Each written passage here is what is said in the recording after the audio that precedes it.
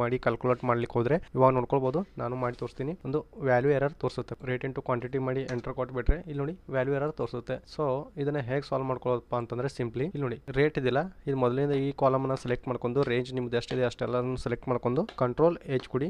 Control H ಕೊಟ್ಟಾದ್ಮೇಲೆ ಇಲ್ಲಿ RS ಇದೆಯಲ್ಲ, so RS ಅನ್ನ ರಿಪ್ಲೇಸ್ ಮಾಡ್ಕೊಳ್ಳಿ ಫ್ರೆಂಡ್ಸ್. ಓಕೆ, ರಿಪ್ಲೇಸ್ ಆಲ್ ಕೊಡಿ. ರಿಪ್ಲೇಸ್ ಆಲ್ ಕೊಟ್ರೆ ಈ ತರನು ಒಂದು ರಿಪ್ಲೇಸ್ ಆಗಿರುತ್ತೆ. ಇವಾಗ ಕ್ವಾಂಟಿಟಿ ಕೂಡ ರಿಪ್ಲೇಸ್ ಮಾಡ್ಕೊಳ್ಳಿ. ಇಲ್ಲಿ ಏನ್ ಮಾಡ್ಕೊಳ್ಬೇಕು, ಸಿಂಪ್ಲಿ ಸ್ಪೇಸ್ ಕೆಜಿ ಇದೆಯಲ್ಲ ಅದನ್ನ ರಿಪ್ಲೇಸ್ ಮಾಡ್ಕೊಳ್ಬೇಕು. ಓಕೆ, ಇದು ಸ್ಪೇಸ್ ಕೆಜಿನ ರಿಪ್ಲೇಸ್ ಮಾಡ್ಕೊಳ್ಬೇಕು. ರಿಪ್ಲೇಸ್ ಮಾಡಿದೆ, ಇವಾಗ ನೋಡ್ಕೊಳ್ಬಹುದು ಈ ತರ ಬಂದಿದೆ. ಇಲ್ಲಿ RS ಅಮೌಂಟ್ ಕ್ಯಾಲ್ಕುಲೇಟ್ ಆಗಿದೆ. ಆದ್ರೆ ನಮಗೆ ಇಲ್ಲಿ ಕೂಡ ಒಂದು ಕೆಜಿ ಬೇಕಪ್ಪ ಅಂತಂದ್ರೆ ಹೇಗೆ ಮಾಡ್ಕೊಳ್ಳೋದು, ಇದನ್ನ ಕ್ಯಾನ್ಸಲ್ ಮಾಡ್ಕೊಳ್ಳಿ. Replace find and replace. ಇವಾಗ ಇದನ್ನ ಸೆಲೆಕ್ಟ್ ಮಾಡ್ಕೊಂಡು ಒಂದು ನಿಮ್ಮದ ರೇಟ್ ರೇಂಜ್ ಅನ್ನ ಸೆಲೆಕ್ಟ್ ಮಾಡ್ಕೊಂಡು ಕಂಟ್ರೋಲ್ 1 ಕೊಡಿ. ಕಂಟ್ರೋಲ್ 1 ಕೊಟ್ಟಾದ್ಮೇಲೆ ಕಸ್ಟಮ್ ನಲ್ಲಿ ಜನರಲ್ ಇದೆಯಲ್ಲ, ಮೊದಲಿಗೆ ನಮಗೆ RS ಬೇಕಾಗಿದೆ. ಸೊ ಇಲ್ಲಿ ಮೊದಲಿಗೆ ಜನರಲ್ ಮುಂದೆ ಸ್ಟಾರ್ಟಿಂಗ್ ಏನ್ ಮಾಡಬೇಕು, ಡಬಲ್ ಇನ್ವರ್ಟೆಡ್ ಕಾಮಾ ನಲ್ಲಿ ರೇಟ್ ಇದೆಯಲ್ಲ ನಮಗೆ ಏನು ಬೇಕಾಗಿದೆ RS ಬೇಕಾಗಿದೆ. ಸೊ RS ಸ್ಪೇಸ್ ಕೊಡಿ. ಸ್ಪೇಸ್ ಕೊಟ್ಟು ಡಬಲ್ ಇನ್ವರ್ಟೆಡ್ ಕಾಮಾನ ಕ್ಲೋಸ್ ಮಾಡ್ಕೊಂಡು